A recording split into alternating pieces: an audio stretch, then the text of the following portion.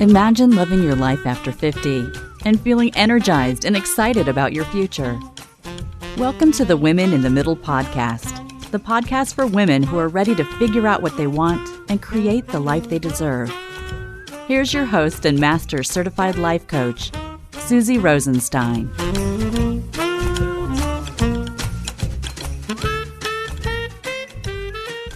Hey there, welcome back to the podcast, Women in the Middle. I'm your host, Susie Rosenstein, your master certified coach and midlife mentor, and I'm so glad to be here with you again for this week's episode, which is all about how to make new friends after 50. I have to admit, this was one of the surprising topics that came up when I started coaching midlife women, in all kinds of ways too, so we're going to explore it together and have fun with it. And you won't be surprised if you have a few flashback moments to the playgrounds of your past when you were young and really focused on friendships in the playground. But before we get started, I wanted to make sure that you know about the awesome free gift that I have for you on my website. It's called Top 10 Insightful Questions to Reimagine Your Life After 50. It's a quick and easy to use little guide that features 10 great questions to really give you something to think about when it comes to what you want and what you don't want to run out of time to do. You know, to shake you up a little bit. The idea is that your answers to these questions will push you to reimagine what's possible for you and how you can think about your life and what you want for your next chapter a little differently and way more intentionally. As you know, when you want to make a change, nothing happens by accident, and this free guide will really help you be happier, more confident, and finally find yourself again. And who doesn't want that? Head over to www.susierosenstein.com/10 questions and grab your free download there. And I know you're going to have fun with it. All right, let's dive into today's topic, how to make new friends after 50. Have you noticed that this is an issue in your life? Here are 5 common reasons that your friend circle may not be what it used to be. First, your kids grew up. So here's the thing.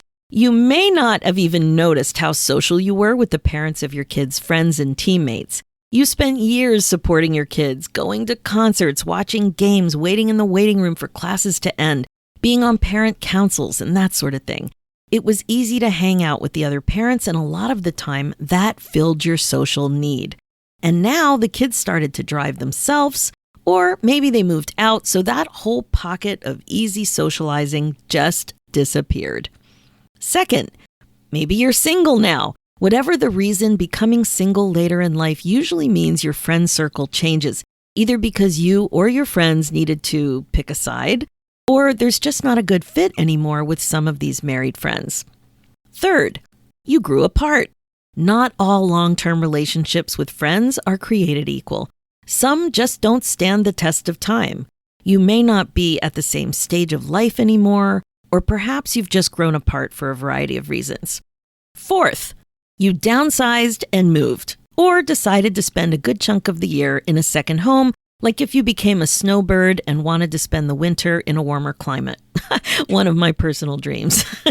In that case, you're leaving friends and you're in a new place without a lot of friends.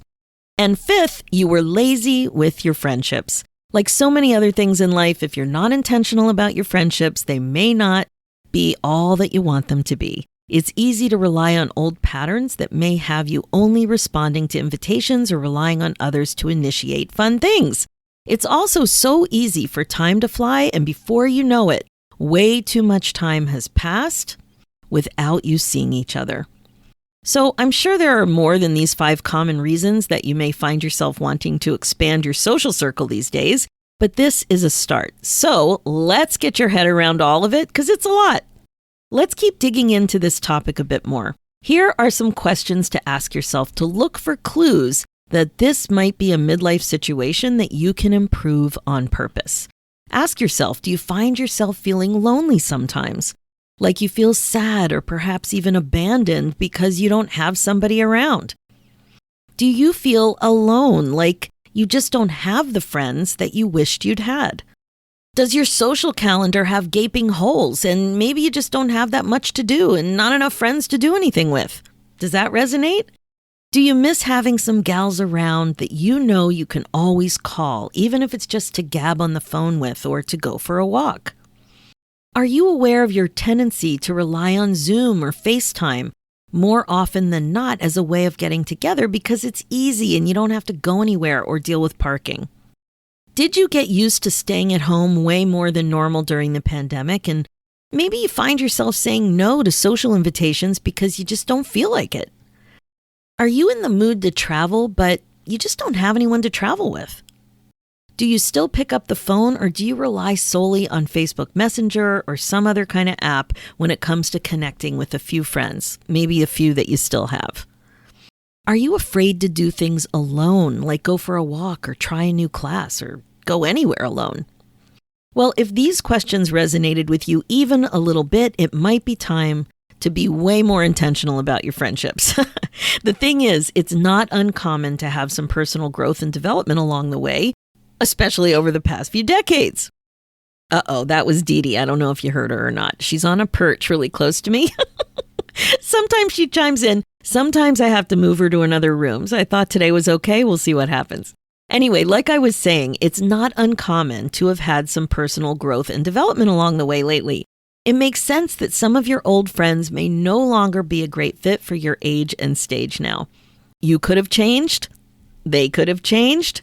You may want different things out of a friendship in midlife.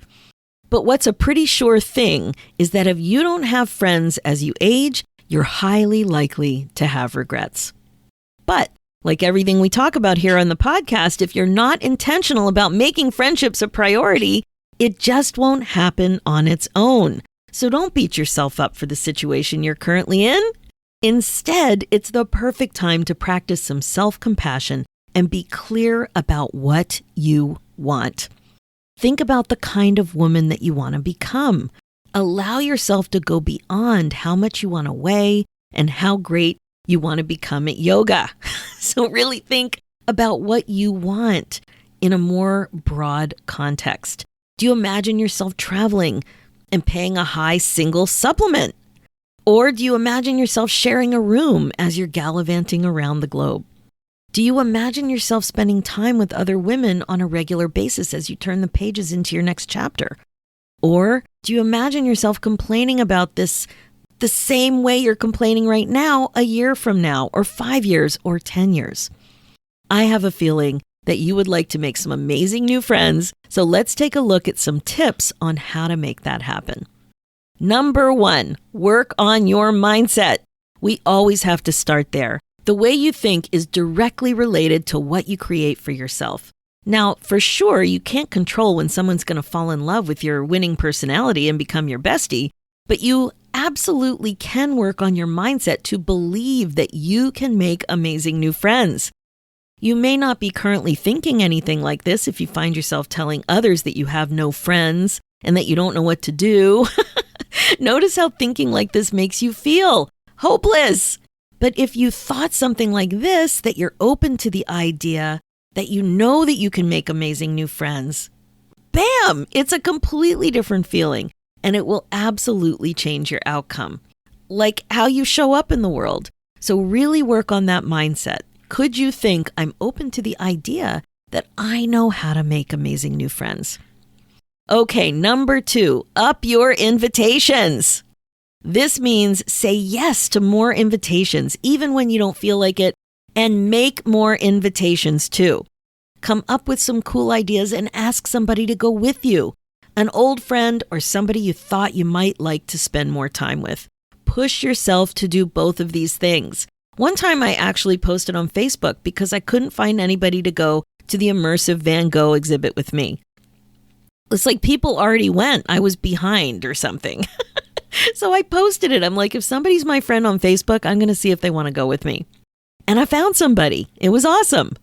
So, number 3, reach out. Reach out to your old friends that you miss. Beyond Facebook Messenger or text, I mean the phone. Call someone. You can start on text, but don't finish there. Make an effort to really connect or reconnect with the people that you care about. Number 4, smile more. Smile more when you're out and about. Yes, it's as simple as that. Be aware of how you present yourself even when you're at the grocery store. Make an effort to be friendly. That's really what it is. Number 5, join stuff. You can join online groups and communities, paid groups and unpaid groups, and you can do stuff in person too. But you have to join stuff. Even if you start by going alone, start online if that's easier, but show up for yourself when you're there. One thing I've done in these groups is to pay attention to who I'm connecting with, who I love to listen to, who seems to share great perspective, and then I contact them for a Zoom call. I have an appointment on my online scheduler called Networking Brilliance, and I send them a link. I'm making an effort to get to know somebody better, and last year I made a point to do this, like a concerted effort. Any of the groups I was in, if somebody was particularly interesting or I felt like a connection, I followed up. And I've done this in person too. There have been at least 3 other coaches that I've seen online, or I saw them speak at an event or something like that, and I just knew that we would end up being good friends. I kind of stalked them a little bit, in a good way, of course. I got to know them, I reached out, I invited them to things, and I made amazing new friends in my 50s. Of course, I also told them that, what I was up to, that I stalked them. I knew that they were going to be my friend, that I chose them, and I was excited about it. Now, I know Dee Dee is still making a little noise, so I hope it's not too distracting.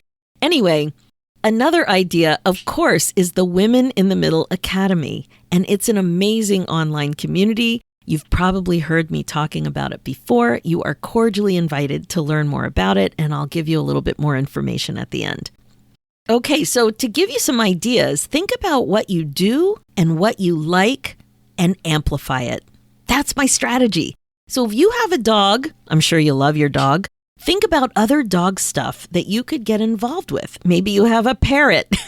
Maybe that would give you some other ideas too. But, I have Nico the Noof. We're in the Ontario Newfoundland Association, one of them, which has been super fun. And our dog, Nico, has learned water rescue skills in one of those groups. We've also met other Noof owners, which I don't know that I would have met normally, right? It was a very nice thing for us to do, and Nico had a lot of fun too. I remember hearing about the Palm Springs Poodle Walk, and that idea just made me smile. So you can get involved in all kinds of stuff with your dog. One of our dogs was trained as a therapy dog, and that was a lot of fun and super meaningful. So what are your interests? Either something you've always wanted to try or something you want to do more. Want to try badminton? Do it. Want to learn more about conservation? Join a group or a club. Love to quilt or scrapbook? You don't have to do it alone. There are groups for so many things, like probably everything. I'll tell you, I have way more friends, work and social, than ever before. And I never expected this in my 50s.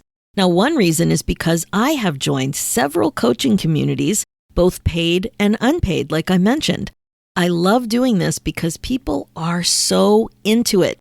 When they make an investment of money and time, they show up, and it's so easy to connect. Yes, all these groups I mentioned, they've been on Zoom, the coaching groups, but it's still been great. Want to travel? You don't just have to book the trip and then complain about the single supplement. You can actively join a travel group. You can learn more about travel. Or maybe you want to learn about a specific country. Or maybe you want to learn about the cuisine in the specific country. Or maybe you want to learn the language or take a course at the museum. This is what I mean about amplifying it. So whatever it is you like, get at it from different perspectives. Amplify it. Same with volunteering.